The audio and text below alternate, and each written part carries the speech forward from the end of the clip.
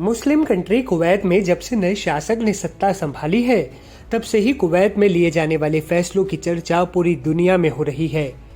Kuwait में दिसंबर 2023 में 84 साल के नए अमीर शेख मिशाल अल अहमद अल जबर अल सबा सत्ता में आए थे। उसके बाद से उनके फैसले कुवैत की सियासत और समाज को हैरान कर रहे हैं।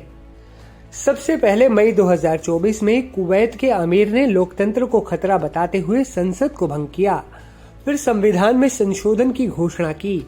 इसके बाद उनका विरोध करने वाले कई सांसदों और लोगों को भी गिरफ्तार करने की खबरें आईं।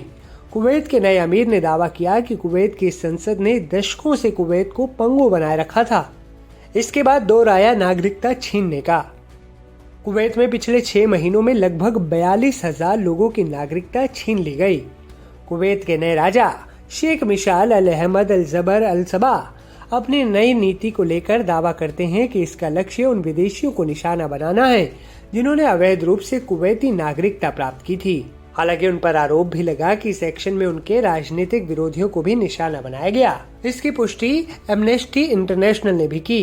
एमनेस्टी इंटरनेशनल एक अंतर्राष्ट्रीय स्वयंसेवी संस्था है जिसका उद्देश्य मानवीय मूल्यों और मानवीय स्वतंत्रता को बचाना और भेदभाव को मिटाना है। कुवैत में सितंबर 2024 से अब तक करीब 42,000 नागरिकों की राष्ट्रीयता छीन ली गई है, जो किसी भी खाड़ी देश के लिए एक बहुत बड़ा फैसला है।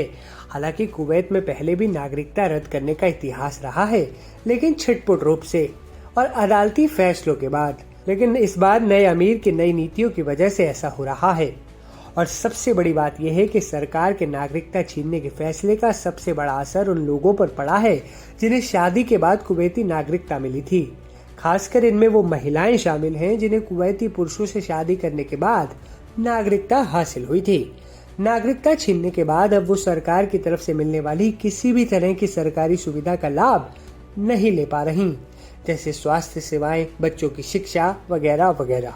हालांकि कुवैत के नए अमीर शेख मिशाल अल अहमद अल जबर अल सबा की सरकार ने इन फैसलों को देश की सुरक्षा और अर्थव्यवस्था के लिए जरूरी बताया है। कुवैत की सरकार ने अपने देश में अवैध तरीके से रहने वाले फर्जी लोगों को पकड़वाने के लिए एक हेल्पलाइन भी शुरू कर दी है, जिसके जरिए कुवैत के लोग फर्जी लोगों की जानकारी सरकार और प्रशासन तक पहुंचा सकते हैं। आपको कुवैत की नई सरकार का ये नागरिकता छीनने वाला फरमान कैसा लगा? आप इस फैसले को कैसे देखते हैं, सही या गलत? नीचे कमेंट में बताएं और इस वीडियो को ज्यादा से ज्यादा शेयर करें ताकि ज्यादा से ज्यादा लोगों तक कुवैत में हो रहे इन बदलावों की जानकारी पहुंच सके।